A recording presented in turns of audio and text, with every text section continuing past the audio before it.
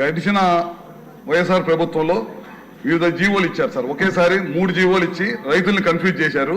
Confuse చేసి మొదటి GO ఏమన్నా ₹2 నుంచి ₹1.5 చేస్తున్నామని చెప్పి తెలియజేయటమే కాకుండా అతి కొద్ది రోజుల్లోనే మళ్ళీ దాన్ని ఆ ₹1.5 ఇచ్చినట్టే ఇచ్చి మళ్ళీ 5 ఎకరాల రూపని చెప్పారు. గతంలో మన ప్రభుత్వం అధికారంలో ఉన్నప్పుడైతే నాన్ ఆక్వాజోన్ సంబంధం లేకుండా ప్రతి రైతుకు కూడా ₹2 సబ్సిడీ ఇచ్చేవాళ్ళమే. తర్వాత వాళ్ళు జీవోలు పెట్టి కన్ఫ్యూజ్ చేసేసి ఆక్వా రంగాన్ని సంక్షోభంలోకి నెట్టేయటం జరిగింది సార్. దాదాపు తర్వాత మళ్ళీ జీవో ఇచ్చారు. ఎలక్షన్ దగ్గరకు వచ్చేటప్పటికి మళ్ళీ ఇచ్చేసి మళ్ళీ 10 ఎకరాల రూపాయల అని చెప్పి మళ్ళీ ఇంకో జీవో ఇచ్చి మోసం చేసి డిస్కమ్లకి దాదాపు ₹1990 కోట్ల డిస్కమ్లకు కూడా బాకీ పెట్టి వెళ్ళిపోయారు సార్.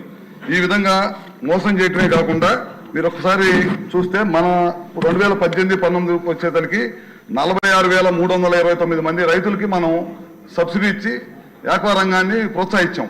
తర్వాత 2022-23 వచ్చేసరికి ఆ సబ్సిడీ తీసుకునే రైతులు గణనీయంగా పడిపోయారు. 31,000 మంది రైతులకే పడిపోయారు అనమాట.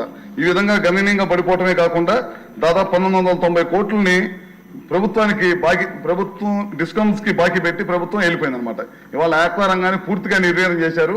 ఈ ప్రభుత్వం పూర్తిగా ఆలోచన చేస్తుంది ఆక్వా రంగాన్ని ఏ విధంగా అభివృద్ధి చేయాలని చెప్పి ఆలోచన చేస్తున్నారు. అదే కాకుండా ఇందాక సభ్యులు ఒకటి అడిగారు, ఆక్వాజోన్ నాన్ ఆక్వాజోన్ సంబంధం లేకుండా ₹1.5 సబ్సిడీని అన్నిటికీ కూడా కొనసాగిస్తారా అని అడిగారు.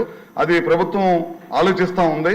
మీ అందరికీ తెలియదు కాదు, గడిచిన 5 సంవత్సరాలు విద్యుత్ రంగం పూర్తి సంక్షోభంలోకి వెళ్ళటమే కాకుండా దాదాపు 1,12,000 కోట్ల పైచీలకు అప్పులు చేసి డిస్కమ్స్ అన్ని కూడా దివాలా తీసే విధంగా చేయడం జరిగింది అనమాట. దాని మీద పునరాలోచన చేస్తా ఉన్నాము. ఏ విధంగా ఆక్వా రైతుకు మేలు చేయాలనే దానికోసం ఈ ప్రభుత్వం కట్టుబడి ఉందండి.